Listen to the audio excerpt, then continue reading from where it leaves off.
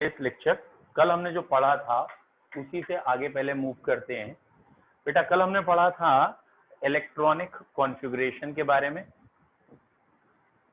Okay. And electronic configuration के साथ हमने exceptional configuration and quantum numbers पढ़ लिए थे, ठीक है। अब इसके जो पिन पॉइंट हैं दो चार पहले वो सुन लेते हैं, फिर शेप्स पे आएंगे, ठीक है। पहला पॉइंट कॉन्फ़िगरेशन का,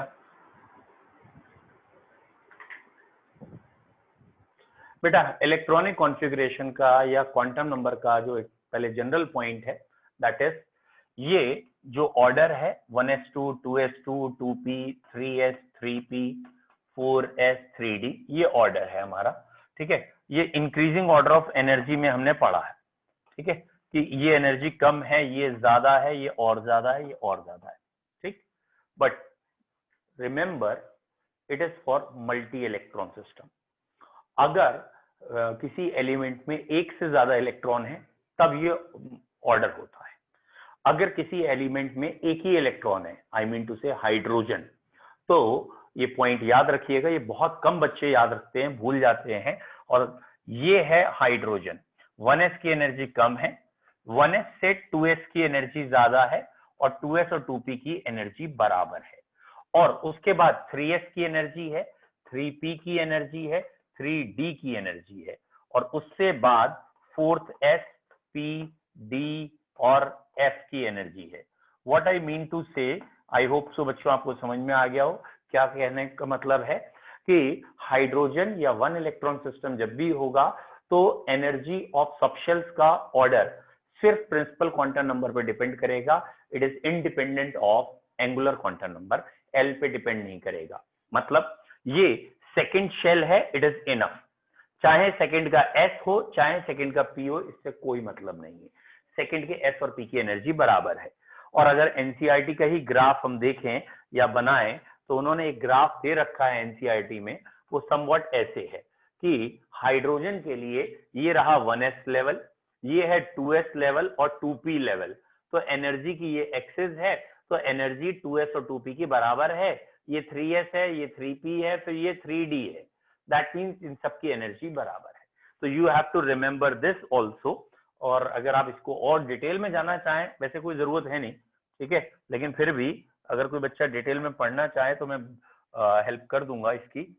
तो ये थोड़ा सा हायर लेवल पे पढ़ाया भी जाता है वैसे, ठीक है। That is NCERT 11th chemistry और chapter is structure of atom, ठीक है। एंड इसमें आप लास्ट में जब जाएंगे एकदम लास्ट की तरफ, दैट इज पेज नंबर 2,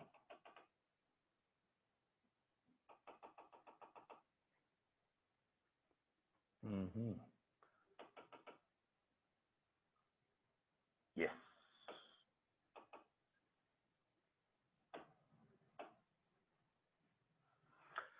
ये बेटा एनसीईआरटी को अगर हम थोड़ा सा फॉलो करें लिटिल बिट तो आपको ये दिख जाएंगे, यहाँ ये ग्राफ्स हैं, ठीक है। 1s 2s ये इनके ऑर्बिटल दिए इन्होंने, ऑर्बिटल पिक्चर। बेटा जरा कुछ ऑन करो, गर्मी लग रही है, ठीक है।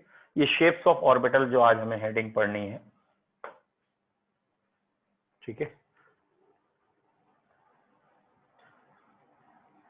सॉरी, ये हेडिंग अब हमारी स्टार्ट होनी है, इसके लिए हमें थोड़ा सा और मेहनत करनी पड़ेगी।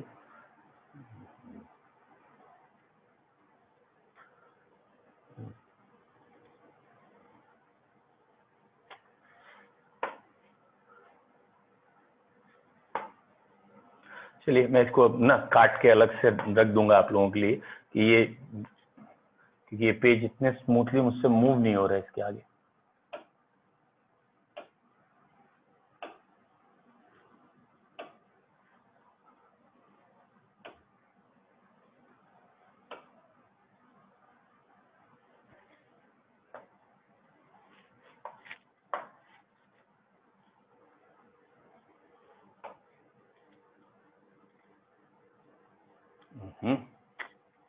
ये रहा अब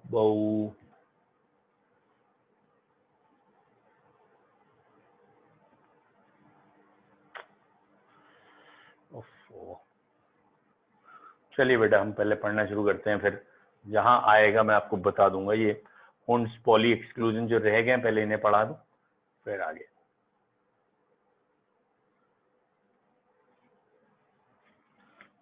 लीव इट। मैं अभी टाइम वेस्ट नहीं करना चाह रहा बच्चों, मैं आपको अभी इसको अलग से दिखा दूंगा या बना देंगे, ठीक है। नाउ दिस वन इज, ये वाला पॉइंट मैं भी आपको दिखा देता हूँ। ओके लेट्स स्टार्ट बच्चों। तो हमने क्वांटम नंबर्स पढ़े थे, क्वांटम नंबर्स के हिसाब से क्वेश्चंस जो थे वो देखे थे। अब इसके बाद हमने लास्ट हेडिंग जो पढ़ी थी क्वांटम नंबर्स के बाद, that is Pauli exclusion principle. तो कल का हमारा जो लास्ट टॉपिक था that is PQT, Pauli exclusion principle था, PQP whatever. Pauli exclusion principle में क्या आया था, क्वांटम नंबर्स के बारे में आया था, sorry for this, Pauli exclusion principle, ठीक है। तो इसमें ये आया था no two electron can have same value for all the 4 quantum numbers, ये आ गया था। नेक्स्ट इसके बाद हमारा आया हुंड्स रूल। एक बार इसे पढ़ लें फिर शेप्स पे मूव करते हैं। What is basically Hund's rule क्या है, ठीक है बेटा। ये हुंड्स रूल का पहला पॉइंट है, it is applicable on degenerate orbitals. Hund's rule किस पे लगाना है आपको, degenerate orbital. What are degenerate orbital, जैसे p सबशेल में 3 ऑर्बिटल होते हैं बेटा, कौन कौन से, एक कहलाता है आपका px, एक py और एक pz। ये p सबशेल के 3 ऑर्बिटल होते हैं, शेप्स में भी देखेंगे हम। फिलहाल ये जो p सबशेल, जिसमें आपने कल क्वांटम नंबर मैग्नेटिक पढ़ा और उसमें कहा एक 0 है, एक +1 है, एक -1 है, ये 3 ऑर्बिटल्स इस सबशेल में है, ये कहलाते हैं degenerate. Meaning of degeneracy is they have same energy level, इनका एनर्जी लेवल एक जैसा है, इनकी एनर्जी सिमिलर है, खाली इनका ओरिएंटेशन अलग है। These are degenerate orbital. ऐसे ही डी में 5 डीजनरेट ऑर्बिटल्स हैं बेटा। डी में कौन से 5 डीजनरेट ऑर्बिटल हैं, क्वांटम नंबर की लैंग्वेज में दैट इज -1। हाँ जी बेटा बोलो। सर मैं कह रहा हूँ सर, अगर ज्यादा नहीं समझाया हो आपने तो सर हल्का सा ऊपर से समझा देंगे सर, नेटवर्क इशू की वजह से मैं कनेक्ट नहीं हो पा रहा था। मैंने अभी शुरू ही किया, जस्ट अभी भी किया है, और ये मैं ये जरूर कर सकता हूँ। ये देखिए ये पहली हेडिंग लिखी है, ठीक है, पॉली एक्सक्लूजन प्रिंसिपल। जस्ट कल जो पढ़ाया था वो लास्ट के था पॉली एक्सक्लूजन, और अभी शुरू किया है हमने हुंड्स रूल। और हुंड्स रूल में एक ही लाइन अभी बोली है कि it is applicable on degenerate orbital, ठीक है। ये सिर्फ डीजनरेट पे लगता है और किसी पे नहीं, ठीक है। Okay sir, okay sir. चलो बच्चों ठीक है, लेकिन बेटा नेक्स्ट टाइम के लिए ध्यान रखिए, अगर कोई बच्चा लेट ज्वाइन करे या जी सर। व्हाटएवर, तो रिकॉर्डिंग तो मिलेगी, तो उसमें देखें। एंड सेकंड, हाँ ठीक है, क्लास में समझ में आ जाए, कुछ आ जाए, तो उसके लिए एक पैटर्न होता है जो हम 12th स्टैंडर्ड में भी करते हैं, कि जब मैं पढ़ा रहा हूँ तो उस समय डिस्टर्ब मत करिए, मतलब उस समय आप एटलीस्ट माइक बंद रखें। ऑब्वियसली जब मैं पढ़ा रहा हूँ तो कुछ मेरा फोकस यहाँ होगा, कुछ मेरे दिमाग में चल रहा होगा, थोड़ा बहुत मैं रट के आया हूँ, भूल भी सकता हूँ, है ना। तो मैं जब यहाँ फोकस कर रहा हूँ तो उस समय डिस्टर्ब मत करिए। एक बारी रिदम टूटती है तो दोबारा बनाने में टाइम लगता है। सेकंड, जब मैं आपकी तरफ देखूंगा, आई मीन टू से कैमरे की तरफ देखूंगा, मैं आपसे बातचीत करूंगा, तो आप हैंड रेज कर दो। जब आप हैंड रेज है ना, एक टेक्नोलॉजी है इसमें, हैंड रेज कर दोगे तो मैं देख लूंगा हाँ किसी को कोई प्रॉब्लम है, कुछ नहीं समझ में आ रहा, तो ऑब्वियसली मैं अपनी बात खत्म करके फिर आपसे कहूंगा हाँ भैया क्या नहीं समझ में आया, और फिर आप अपनी बात रखिए कि हमने लेट ज्वाइन किया था, नेटवर्क था, वॉट एवर द इशू, बहुत सारी चीजें होती हैं, तो एक बार फिर से बता दीजिए, तो मैं फिर से ही बताऊंगा, ऑब्वियस सी बात है, ठीक है। लेकिन कोशिश यही किया करिए कि आप अपने माइक का इस्तेमाल तभी करें जब मेरी बात खत्म हो जाए, जिससे कि बीच में मैं इंटरप्ट ना हो, बाकी बच्चे भी ना हो, ठीक है। चलिए लौट के आते हैं, हुंड्स रूल हम पढ़ रहे हैं, ठीक है। अब ये हुंड्स का रूल क्या था, basically it is applicable on degenerate orbital. Degenerate orbital कहने का मतलब होता है जिनकी एनर्जी सेम है, या सिंपल लैंग्वेज में अगर हम कहें, एक सबशेल के अंदर जितने ऑर्बिटल होते हैं, जैसे डी सबशेल है तो डी सबशेल में हमने पढ़ा था 5 ऑर्बिटल हैं, ठीक है। तो ये पांचों डीजनरेट हैं, जिनका मैग्नेटिक क्वांटम नंबर -2 से +2 था, या p सबशेल में -1 से +1 था, ये डीजनरेट है। ऐसे एफ सब शेल में भी डीजनरेट होंगे, -3 से +3 के 7 ऑर्बिटल डीजनरेट होंगे। तो यहाँ इनके नाम है on the basis of shapes या ओरिएंटेशन के बेस पे हैं। ऐसे इनके भी नाम है बच्चों, dx² y² है, dz² है। ये अभी हम नाम क्यों पढ़े, ये शेप्स में देखेंगे, ठीक है। बाकी ये नाम आपको समझ में आ रहे हैं, मुझे पता है, इतनी आप मैथ केमिस्ट्री जानते हैं। 3 एक्सेस होती हैं x y z, उनके कोऑर्डिनेट के बेसिस पे ये नाम है। एफ की शेप कॉम्प्लिकेटेड होती है। तो डीजनरेट ऑर्बिटल में जब भी इलेक्ट्रॉन फिल करेंगे तो हुंड्स रूल से फिल करेंगे। और हुंड्स रूल क्या कह रहा है कि पहले हम एक एक इलेक्ट्रॉन इसमें भरेंगे और उसके बाद पेयरिंग करेंगे। सपोज ये डी सबशेल है और डी में हमें 6 इलेक्ट्रॉन फिल करने हैं। तो अगर हमें डी में 6 इलेक्ट्रॉन फिल करने हैं तो पहले हमारा डी में एक इलेक्ट्रॉन यहां आएगा, दूसरा इलेक्ट्रॉन यहां नहीं आ सकता, इसका कहना है, दूसरा यहां आएगा, तीसरा यहां आएगा, चौथा यहां आएगा, पांचवा यहां आएगा। अब जब सब में एक एक आ गया है, अब पेयरिंग होगी। Pairing can not take place till any orbital is vacant. अगर कोई ऑर्बिटल वैकेंट है तो पेयरिंग नहीं होगी। पेयरिंग तभी होगी जब सारे ऑर्बिटल में एक एक इलेक्ट्रॉन आ जाए। सिंपल लैंग्वेज में आए पहले। बेटा सिंपल लैंग्वेज क्या है? बेसिकली ये रूल ये कह रहा है कि ये जो 5 ऑर्बिटल थे ये सेम एनर्जी लेवल पे थे, ये सेम एनर्जी लेवल पे थे, ठीक है। और इन सिंपल लैंग्वेज हम कहते हैं, ठीक है, सिंपल लैंग्वेज हम क्या कहते हैं कि जैसे ही इलेक्ट्रॉन आता है तो ऑर्बिटल की एनर्जी इंक्रीज हो जाती है, चेंज हो जाती है।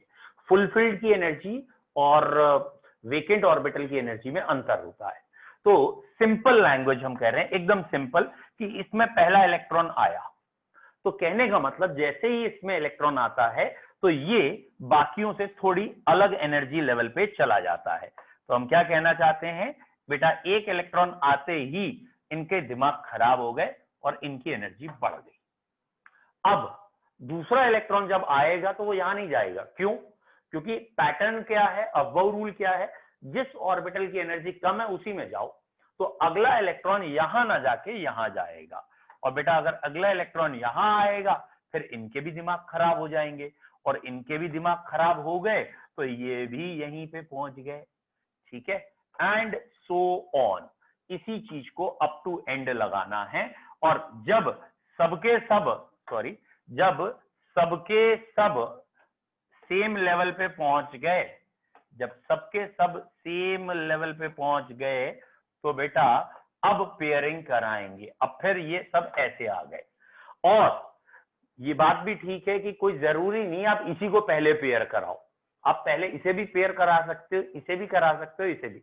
But it is a common sense कि हमें एक लेफ्ट टू राइट पढ़ने की आदत है, इंग्लिश लिखने की आदत है, उस तरीके से हम यहाँ पहले इलेक्ट्रॉन भरेंगे फिर धीरे धीरे यहाँ भरते जाते हैं, पेयरिंग ऐसे करते हैं।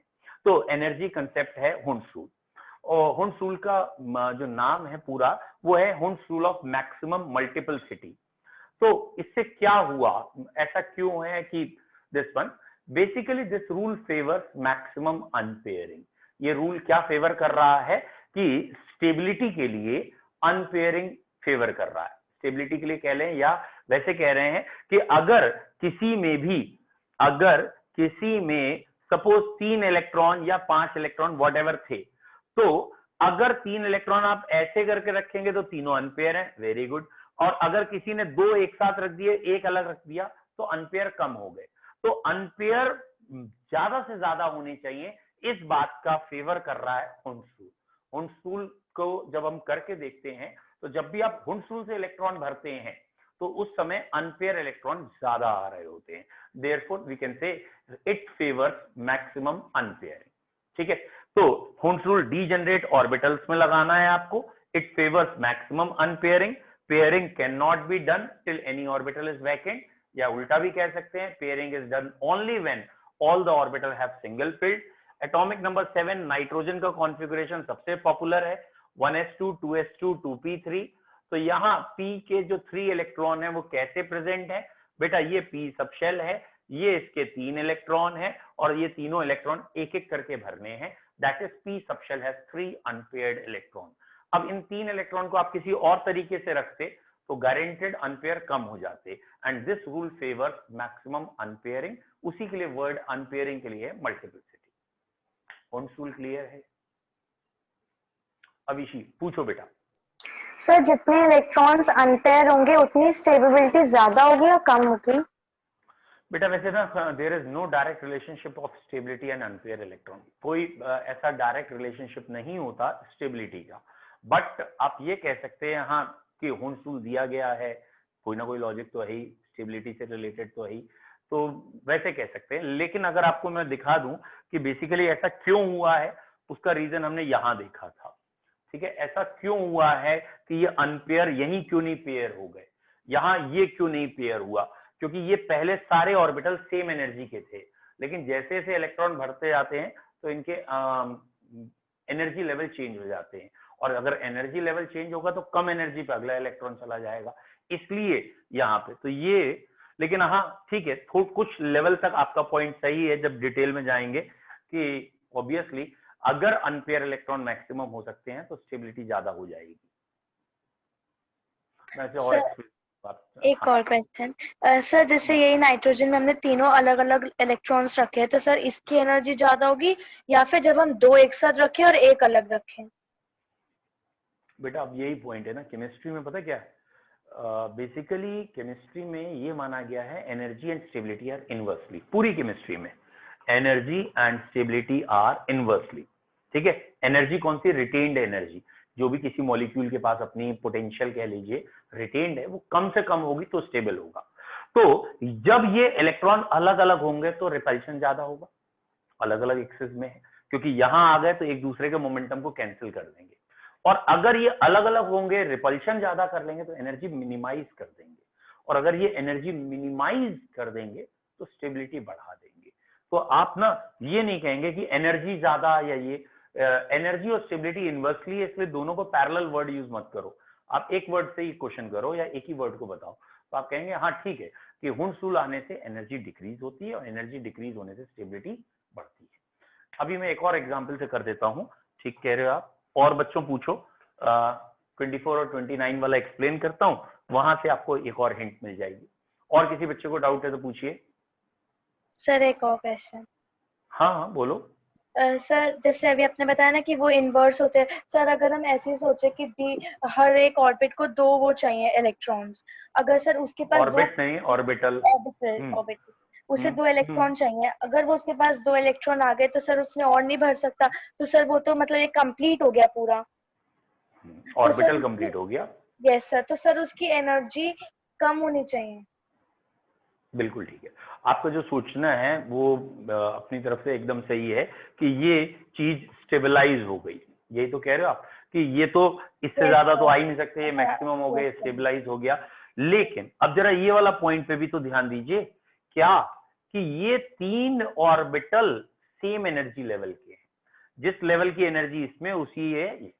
और अबव प्रिंसिपल वेकेंट ऑर्बिटल पे लगता है खाली, जब इलेक्ट्रॉन भर जाते हैं तो अबव नहीं लगता, अबव इलेक्ट्रॉन की फिलिंग के लिए, वेकेंट ऑर्बिटल के लिए। अब ये जब वेकेंट ऑर्बिटल हैं, इसमें पहला इलेक्ट्रॉन आया तो ऑब्वियसली अगर दूसरा इलेक्ट्रॉन इसमें आएगा तो आपका अबव एक तरीके से फेल हो जाएगा। क्यों फेल हो जाएगा भाई? क्योंकि इसकी एनर्जी का लेवल इन दो से क्या हो गया है? ज्यादा, और अगर इसकी एनर्जी इन दोनों से ज्यादा हो गई तो गड़बड़ हो जाएगी। तो आपको ये ध्यान रखना है कि पहले हम अनपेयरिंग मैक्सिमम कराएंगे, उसके बाद ये है। और एक और इसका रीजन होता है, अभी उसको एक्सप्लेन करते हैं। हाँ बेटा आप पूछो, बोलो बोलो, एक और बच्चा कोई कुछ पूछ रहा है? नहीं पूछ रहे, चलिए मैं एक्सप्लेन पहले कर देता हूँ, फिर इस पे लौट के आ जाते हैं। ठीक है बेटा? हाँ बेटा। सर ऐसा कोई एक्सेप्शन है जिसमें दोनों मतलब एक ही उसमें घुस जाए और लास्ट के वेकेंट रह जाए? कोई एक्सेप्शन नहीं, ऐसा हॉर्न्स रूल फेल नहीं करते हम, और वो मैं अभी आपको 12th लेवल पे पढ़ाऊंगा कि कोऑर्डिनेशन में होता है ऐसा कुछ। लेकिन वहां पे भी प्रूफ हो गया कि कोऑर्डिनेशन केमिस्ट्री में डी में 6 ऐसे करके भरे जाते हैं, लेकिन वो भी वहां प्रूफ है, मॉलिक्यूलर ऑर्बिटल थ्योरी वहां लगती है कि डी में 6 ऐसे क्यों आए हैं। और ये क्योंकि डी दो पार्ट्स में स्प्लिट हो जाती है, T2G EG, ये 12th का लेवल में आपको पढ़ाया जाएगा।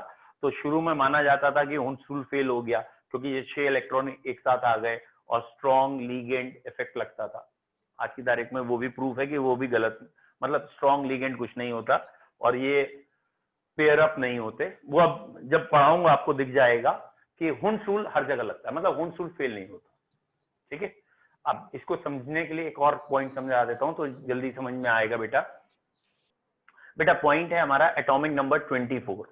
एटॉमिक नंबर 24 अगर याद हो आपको, हमने कल भी कहा था और पहले भी, इसमें एक एक्सेप्शनल कॉन्फ़िगरेशन है और उसका रीजन भी बहुत पूछा जाता है। एटॉमिक नंबर 24 का कॉन्फ़िगरेशन जब हम करते हैं तो 1s2 2s2 2p6 3s2 3p6 और इसके बाद 4s1 लिखते हैं और 3d5 लिखते हैं। 4s1 और 3d5 ये लिखते हैं बच्चों। तो यहाँ पे एक क्वेश्चन ये आता है कि why 3d5 या ये कॉन्फ़िगरेशन चेंज क्यों किया। इसके हम दो रीजन देते हैं। पहला रीजन इसका है दैट इज कि ये जो 4s1 है और 3d5 है, इसमें एक सिमेट्री दिख रही है। दैट मीन्स सब में एक जैसा नेचर आ रहा है, सिमेट्रिकल डिस्ट्रीब्यूशन ऑफ इलेक्ट्रॉन दिख रहा है। तो जितनी सिमेट्री ज्यादा होती है वो स्टेबिलिटी को लीड करती है। तो एक रीजन इसका सिमेट्री है। एंड सेकंड रीजन जो एनसीईआरटी में ज्यादा एक्सप्लेन्ड है वो रीजन है दैट इज एनर्जी। ठीक है, तो ये एनर्जी लॉस करता है। एनर्जी लॉस क्यों करता है बेटा? अगर इन सबकी एनर्जी एक जैसी है तो यहां का इलेक्ट्रॉन यहां से यहां भी जा सकता है, यहां भी जा सकता है, यहां भी। इस एनर्जी को कहते हैं एक्सचेंज एनर्जी। तो ये इलेक्ट्रॉन एक्सचेंज हो सकते हैं और जहां भी चीजें डीलोकलाइज तो बहुत अच्छा वर्ड नहीं है लेकिन ठीक है, एक्सचेंज जहां हो सकती हैं वहां एनर्जी लॉस हो जाती है, स्टेबिलिटी आती है। सिंपल लैंग्वेज में सोचो, जैसे आपके घर में एक कमरा है और आप उस कमरे में बंद बैठे हुए हैं। ठीक है, कोरोना पीरियड है, बाहर निकलना नहीं, उसी कमरे में बैठे हैं। चलो ठीक है, अच्छी बात है। अब कोरोना पीरियड है, बाहर निकलना नहीं है, लेकिन दूसरे के घर में 3 कमरे हैं और वो तीनों में जा सकता है, तीनों कमरे उसी के यहाँ के हैं, इजिली मूव कर सकता है। तीसरा है जिसके हम 5 कमरे हैं, 5 कमरे हैं, बाहर निकलना नहीं है, उन कमरों में मूवमेंट पॉसिबल है। तो इन तीनों केसेस में कौन ज्यादा स्टेबल होगा? एक वैसे साइंस से लेना देना नहीं है, एक जनरल। तो जिसके यहाँ 5 कमरे हैं ना, वो पांचों में चहलकदमी कर रहा है, मूवमेंट कर रहा है। और जब पांचों में मूवमेंट कर रहा है तो हम कह रहे हैं वो अपने आप को ज्यादा स्टेबल फील कर रहा है। ठीक है, और जिसके यहाँ एक ही कमरा है उसके जो टेंशन ही टेंशन है, उससे तो कोई लेना देना ही नहीं, बेचारे यहीं पड़े रहो, सड़े रहो। ठीक है, लेकिन ये मूव कर सकता है। जैसे मैंने आपको रेजोनेंस में पढ़ाया था, रेजोनेंस कोचिंग नहीं बे, रेजोनेंस चैप्टर का एक पार्ट था। रेजोनेंस में मैंने आपको क्या पढ़ाया था अगर आपको याद हो, कि डीलोकलाइजेशन ऑफ पाई इलेक्ट्रॉन हो जाता है। पाई इलेक्ट्रॉन की एक्चुअल पोजीशन नहीं पता होती और वहां कहा था कि जिस जिस कंपाउंड में रेजोनेंस आ जाती है वो ज्यादा स्टेबल होते हैं। ऐसे ही बच्चे यहां हम कह रहे हैं एक्सचेंज एनर्जी, पूरा वर्ड है एक्सचेंज एनर्जी, और जितनी एनर्जी एक्सचेंज हो जाएगी, लॉस हो जाएगी, उतनी स्टेबिलिटी बढ़ जाएगी। ठीक है, तो ये याद रखना है, एक्सचेंज एनर्जी एंड सिमेट्री। तो क्रोमियम में भी यही है। 29 कॉपर का जब कॉन्फ़िगरेशन आप देखेंगे, दो तरीके से लिख सकते हो, या तो पूरा 1s 2s लिखो, और नहीं तो आप यहां तक का इलेक्ट्रॉनिक कॉन्फ़िगरेशन चाहें तो ना लिखें, it is also a possibility. और चैप्टर 3 से हम मना ही करते हैं कि प्रॉपर्टीज जो डिपेंड करती हैं वो जिन पे डिपेंड करती हैं बस उतना ही लिखना चाहिए। प्रॉपर्टीज इन दो पे डिपेंड करेंगी। ठीक है, तो 4s और 3d पे डिपेंड कर रही है, इसलिए ये लिखा और ये आर्गन लिख दिया। और यहाँ पे भी एक्सेप्शनल कॉन्फ़िगरेशन है और यहाँ के भी यही 2 रीजन है। अब बेटा विजय पूछिए, क्या क्वेश्चन है आपका? सर मैं ये पूछ रहा हूँ सर 29 में जो 5 होते हैं उसमें सर हम 4 में डबल कर देते हैं, तो सर उससे इफेक्ट क्या पड़ जाता है एटम या एलिमेंट के ऊपर कि वो कहता है इसको फुलफिल्ड कर दो? ठीक तो है यार, क्या परेशानी है? यही वाली चीज तो है, एग्जैक्ट सेम ही तो है, क्या दिक्कत आ रही है? नहीं सर, मैं कह रहा हूँ अगर हम उसको 4s2 3d9 करके रहने दें तो कोई फर्क थोड़ा ना पड़ जाएगा उसके ऊपर। और तेरी सेहत पे थोड़ी फर्क पड़ेगा, तुझे क्या परेशानी है, उसकी सेहत पर बहुत फर्क पड़ रहा। ठीक है, मैंने अभी आपको बताया था above rule is applicable to vacant orbital, और अबव के बाद एनर्जी चेंज हो जाती है, एक पे भी इलेक्ट्रॉन आ जाए तो अगर यहां आपने इलेक्ट्रॉन भरे और यहां एक रह गया तो इसकी एनर्जी इनसे अलग हो जाएगी, और अगर इसकी एनर्जी ऑर्बिटल की इन सब से अलग हो जाएगी तो ये वाले इलेक्ट्रॉन इसके साथ एक्सचेंज नहीं कर सकते, यानी एक्सचेंज एनर्जी या एक्सचेंज वाले स्ट्रक्चर कम हो जाएंगे, एक रीजन। दूसरा रीजन सिमेट्री, और ये माना जाता है symmetrical things are more stable. तो दूसरा रीजन है कि अगर यहां से एक इलेक्ट्रॉन इधर जंप कर जाता है तो इन सबकी एनर्जी फिर बराबर हो जाती है, फिर एक्सचेंज कर सकते हैं और ये सिमेट्रिकल हो सकते हैं। थोड़ा बहुत समझ में आया? Little little. अबे आया तो बता भाई, नहीं आया तो बता। ठीक है, टाइप कर दिया वो, गुड।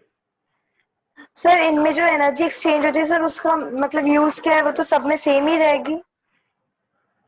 फिर से पूछना, एंड में जो एनर्जी, सर जो लास्ट वाली डी शेल में एनर्जी एक्सचेंज होती रहती है, मतलब जो न्यूक्लियलाइज हो जाते हैं सर, उसका यूज क्या, एनर्जी तो सब में सेम ही रहेगी? नहीं अभी भी नहीं आपने ध्यान दिया। मैंने आपको ये वाला पिक्चर बनाया था, जो सबसे इंपॉर्टेंट था कि ये डी के 5 की एनर्जी है, जब तक वेकेंट है इनकी एनर्जी सबकी बराबर है। जैसे ही इलेक्ट्रॉन आता है तो एनर्जी चेंज हो जाती है, और इलेक्ट्रॉन के आने के बाद इसकी एनर्जी बढ़ जाती है। ठीक है, इसके बाद दूसरा इलेक्ट्रॉन, तीसरा, पांचों में एक एक इलेक्ट्रॉन आ गए और पांचों की एनर्जी बढ़ गई, और 5 के 5 इस लेवल पे आ गए। ठीक है, पांचों की एनर्जी इस लेवल पे आ गई। ठीक है, एक सेकेंड है, ये आ गई पांचों की एनर्जी। अब बेटा एक और इलेक्ट्रॉन आया, अब एक और इलेक्ट्रॉन यहां आया, तुम क्या सोच रहे हो, अगला इलेक्ट्रॉन आने का इसकी एनर्जी यहीं रही? ऑब्वियसली फिर इसकी एनर्जी चेंज होकर हायर लेवल पे चलेगी, और अब इनमें तीनों में एक एक इलेक्ट्रॉन आ गए, इन तीनों में, तो इन तीनों की एनर्जी भी यहां आ गई। तो ये कहने का मतलब है जब दो दो इलेक्ट्रॉन आ गए तो ये कंडीशन यहां आ गई। ठीक है, इन चारों में ये हो गया, ये बेचारा अकेला पड़ा है और इसकी एनर्जी नीचे है। अब क्या ये वाले इलेक्ट्रॉन आपस में तो इंटरचेंज हो सकते हैं? ठीक है, क्या ये वाले, एक ज्यादा ही बन गया सॉरी, तो ये वाले क्या इससे इंटरचेंज होंगे? नहीं होंगे। ठीक है, एनर्जी कंसेप्ट है, और ये मान के चलिए डीजनरेट ऑर्बिटल जब तक वेकेंट होते हैं तभी तक डीजनरेट होते हैं। यस, पूछो पूछो विजय बेटा। सर तो ऐसा डी करता है मेनली सर, उसके पास अबे एक डी रह नहीं, जाता है। सारे करते हैं, चाहे डी हो चाहे सर पी तो हो। 9Y फ्लोरीन क्यों नहीं कहता कि जब आपने 29 में कर दिया तो मेरे में क्यों नहीं करा? बिल्कुल सही क्वेश्चन, देख लेते हैं उसका भी आंसर। ये सर देखिए, एक चीज और, एक सेकंड बेटा, इनका क्वेश्चन बहुत इंटरेस्टिंग है और ये बहुत इंपॉर्टेंट है, मैं वो बता दूं। ये वाला क्वेश्चन इनका है कि यहाँ क्यों नहीं जंप कराए दियो। ये कह रहे हैं फ्लोरीन तो 2p6 नोबल गैस जैसे दिखेगी, यहाँ क्यों नहीं जंप करा दिया। एक छोटा सा पॉइंट देखो बेटा, जब हम जंप यहाँ करा रहे थे तो आपने ये ध्यान दिया कि हमने 4s से 3d जंप कराया था, 4s बाहर की शेल से अंदर। इट इज पॉसिबल, क्यों? क्योंकि इसमें एनर्जी लॉस होगी। अब आप कह रहे हो अंदर की शेल से अंदर जंप कराना, ये मुश्किल है। आया समझ में concept? Above rule is applicable to vacant orbital, not filled orbital. Filled होने के बाद तुम चाहो ये इलेक्ट्रॉन यहां से यहां जंप कर जाए, और वो जिसकी एनर्जी कम थी वो उसमें इलेक्ट्रॉन अपने आप भेज दे जिसकी एनर्जी ज्यादा है, नॉट पॉसिबल। हाँ, एक बाहर इलेक्ट्रॉन था वो नीचे के लेवल पे आ सकता है, ये 4s बाहर की शेल थी, ये अंदर की शेल में इलेक्ट्रॉन इसका जंप कर सकता है एक बारी को, और ये अनपेयर हो सकता है। तो पॉइंट क्या है, इलेक्ट्रॉन का ट्रांजैक्शन हायर लेवल से लोअर लेवल तो हो सकता है, लोअर लेवल से हायर लेवल नहीं होगा। अब क्लियर है बेटा Vijay? Yes sir. Very good. अब बेटा अविशी पूछो, आप क्या पूछ रहे थे, या जो भी बच्चा पूछ रहा सर था। एक और था बस। एक सेकंड रुक जा, उससे कह दिया बोलने दे, बोलो बेटा। कि वो आपस में एनर्जी एक्सचेंज कर सकते हैं। सर जैसे मैं ये पूछी थी, इसमें पहले में भी 2 है, सेकंड में भी 2 है, थर्ड में भी, तो वो आपस में एक्सचेंज करके क्या मतलब उसका यूज है? सर एनर्जी तो सेम ही रहेगी, जितना पहले में थी उतनी ही लास्ट में होगी। आप समझे नहीं? What is the meaning of delocalisation? अब तो रेजोनेंस पढ़ चुके हो बच्चे, जो रेजोनेंस पढ़ चुके हैं उन्हें तो पता होता है ये बात, क्या कि जब भी मूवमेंट एक दूसरे में हम करा देते हैं तो मूवमेंट कराने पे लॉस ऑफ एनर्जी माना जाता है, यानी नेट एनर्जी कम हो जाती है कंपाउंड में, और अगर एनर्जी कम हो जाती है तो स्टेबिलिटी बढ़ जाती है। ये तो मैंने आपको शायद दिखाया भी था, व्हाट आई रिमेम्बर्ड। ठीक है, ये देखिए, अरे बिल्कुल सही खुला पहली बार में, stability of completely and half filled. ठीक है, आप इसको पूरा पढ़ना चाहें तो पढ़ लेंगे, लेकिन अभी मैं नहीं पढ़ पा रहा हूँ। ठीक है, इंग्लिश में है पूरा एक तो। अब ये देखो, मैं जो दिखाना चाह रहा हूँ वो ये है, ये देखिए बेटा, ये दिखाया है ये 1 वाला, ये 1 से 2 3 4 5 इन सब में एक्सचेंज, 4 एक्सचेंज बाई 1 इलेक्ट्रॉन, तो ये इलेक्ट्रॉन 4 जगह एक्सचेंज कर लेगा। ये वाला उसके बाद, क्योंकि इसके साथ तो एक्सचेंज कर चुका है, बाकी में भी करेगा। और इसके लिए ये 2 पॉइंट दे रखे हैं, एक सिमेट्रिकल डिस्ट्रीब्यूशन ऑफ इलेक्ट्रॉन और एक देखो नीचे जो दिया है एक्सचेंज एनर्जी। और यहां अगर आप इसको थोड़ा सा एक बार खुद भी पढ़े ना तो और अच्छा लगेगा कि the stabilising effect arises when 2 or more electron with the same spin present in the degenerate orbital of a subshell. इसको आप पूरे को पढ़ के देखिए यार, पूरा इंग्लिश में। ठीक है, यहां से यहां जाएगा तो एनर्जी लॉस हो जाएगी और स्टेबिलिटी आएगी। ठीक है, एक बार इसे पढ़ो फिर हम डिस्कस करते हैं। ठीक है, हाँ जी बेटा। सर तो 60 ने बोला कि जब तुम 29 में कर रहे हो तो मेरे में क्यों नहीं किया? अबे बता तो दिया अभी। सर एफ में भी नहीं हो सकता ऐसा? अबे कहाँ पे, कौन सा वाला? सर एटॉमिक 60 नंबर में F4 हो जाता है, 60 एटॉमिक नंबर 60 में F4 हो जाता है, तो सर S को वो कर सकते हैं हम क्या? नहीं, वहां तो एस और एफ, अरे भैया एनर्जी कोई कंपेरेबल हो तभी तो करेंगे।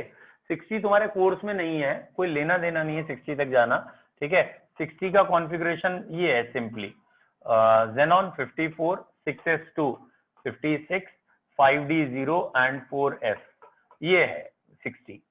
ठीक है, लेकिन ये तुम जबरदस्ती कर रहे हो, इसकी कोई जरूरत नहीं है। पता है क्यों? क्योंकि यहाँ 4f4 है, और आपको अगर याद हो f जो सबशेल होती है वो 14 की है, 14, तो हाफ फील्ड 7 पे होगा, 5 पे थोड़ी होगा। ठीक है, तो यहाँ पे कुछ नहीं चेंज होता है। और अगर आप कहते हैं मुझसे 63, तो मैं कहता हाँ ठीक है 54 और फिर 4f, 54 के बाद यहाँ भरे जाएंगे 256 और 56 के बाद 7 यहाँ भरे जाएंगे 60, दैट इज व्हाटएवर 63। ठीक है, और बेटा जब 64 की बात करते हैं तो यहाँ पे जब आप कॉन्फ़िगरेशन देखेंगे तो 5d1 लिख के किया जाता है। तो क्योंकि ये वाला एनर्जी गैप बहुत ज्यादा है तो 6 से 4 में ट्रांजैक्शन नहीं होता, लेकिन 4 और 5 में हो सकता है। तो इसलिए यहाँ एक्सेप्शनली एक इलेक्ट्रॉन देते हैं 64, शायद जीडी है एलिमेंट, व्हाटएवर, उससे कोई मतलब नहीं। गैडेलोनियम है शायद, europium is 63 and this is 64। नहीं, इतना तुम्हारे लेवल। फिर से बता रहा हूँ बेटा, एक पॉइंट याद रखना हमेशा, आगे के लिए भी कह रहा हूँ, बी फोकस इन प्रिसाइज। आप अपने एग्जाम में फोकस और प्रिसाइज रहो, मतलब आप अपने यहाँ के बुक्स खोलो, पीछे क्वेश्चन देखो किस लेवल के क्वेश्चन आते हैं। साइंस बहुत बड़ी है यार, नॉलेज एनॉर्मस। आप प्रिसाइज हो जाओ कि हमारे यहाँ कैसे क्वेश्चन अभी तक आए हैं, ऑब्वियसली आसपास के ही आएंगे, है ना। तो अगर उसके आसपास रहोगे तो बहुत जल्दी आपको समझ में भी चीजें आने लगेंगी और आप बहुत जल्दी कर भी लोगे। और अगर आप जस्ट नॉलेज गेन करोगे तो अटकते जाओगे, है ना। तो पहले क्वेश्चन का लेवल देखो हमारे यहाँ किस लेवल तक के आए हैं, उसी लेवल तक धीरे धीरे बढ़ेंगे। फिलहाल आपको कुछ करने की जरूरत नहीं, हम भेजेंगे, आज भेज नहीं पाए, वो मैम है नहीं, कल भेजेंगे आपको क्वेश्चंस, वो नहीं होंगे तो मैं भेजूंगा, तो आपको टेंशन नहीं होगी।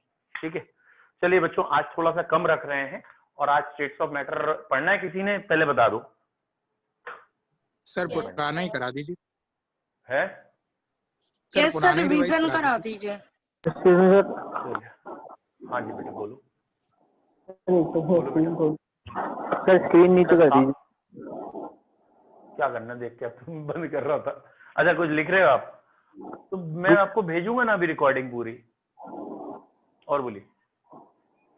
चलिए बेटा, आज थोड़ा सा कम रख रहे हैं, कल शेप्स दोबारा पढ़ेंगे। हाँ, कल के लेक्चर में अगर मैंने कल शेप्स पढ़ाई तो प्रेजेंट रहे ना, इट इज थोड़ा सा मतलब जिसे कहते हैं ना, वो लेक्चर हायर लेवल का होगा, थोड़ा सा हायर लेवल करूंगा, बहुत ज्यादा नहीं, और वो आईआईटी एडवांस का मेन टॉपिक माना जाता है।